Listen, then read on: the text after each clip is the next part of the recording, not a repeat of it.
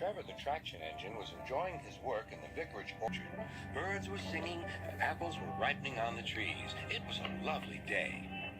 "Hello, Trevor," said James. "You look as bright and cheerful as my red paint." "Oh, I am," replied Trevor. "What's that noise?" "It's the bees," laughed Trevor. "They're all in these boxy things called beehives. I'm taking them to the station. The vicar says his bees make good honey, and he's giving some of them to his friends." Just then, Boko, the diesel engine, hummed in. "Take care, you two. Don't make the bees angry. They might sting you." James didn't like being told what to do by a diesel, and he buzzed away. "Goodbye, Trevor," called Boko, and set off to see Duck at the next station. Bill and Ben, the tank engine twins, were busy arranging cars, but they scampered off when they saw Boko. "I remember the first time I met those two," laughed Boko. "They nearly made my eyes pop out. Edward soon put a stop to their games." "Edward is the only one who can keep Bill and Ben in order," chuckled Duck. "I sometimes call them the bees." "A good name," replied Boko. "They're terrors when they start buzzing around." James bustled in. "What's that, Duck? Are you afraid of bees? They're all insects after all, so don't let that buzzbox diesel tell you different." "His name is Boko, and he didn't. We don't care if hundreds were swarming around. I'd just blow smoke and make them buzz off." "Buzz, buzz, buzz," retorted Duck. The next morning, James arrived at the station to collect his coaches.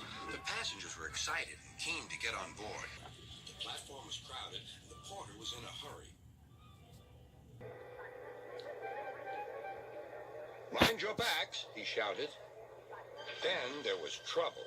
The beehive fell and broke open. The station cleared like magic. James heard a familiar buzzing. The bees were too cold to be cross, so they buzzed around the fireman, hoping he'd mend their hive. But he didn't understand, nor did his driver. So the bees turned to James.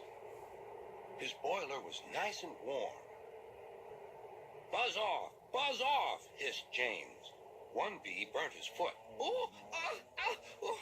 The bee thought James had burnt him on purpose.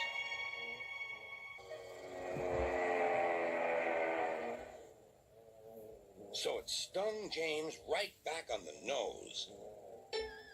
"Eee!" whistled James. He had had enough.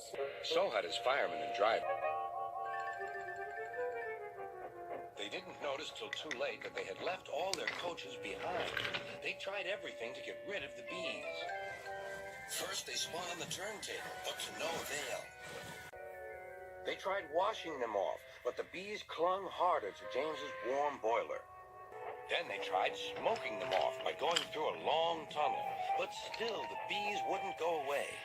"It's no good, James," said his driver. "We'll just have to go back to the orchard and fetch another hive." James's reply was drowned by the sound of buzzing. The vicar was waiting anxiously for James. When he arrived, the bees swarmed straight into their new home. "Come on, James," said his driver. "What you need now is a good hose down." Later that evening, James was resting in the shed when the vicar came to see him. "Thank you for saving my bees," he said. "It's a pity it's not Christmas. Then we could call you James the Red-Nosed Engine." Everyone laughed, even James. But instead, they decided to call James the Bee's Knees, which means they thought he was more useful than ever.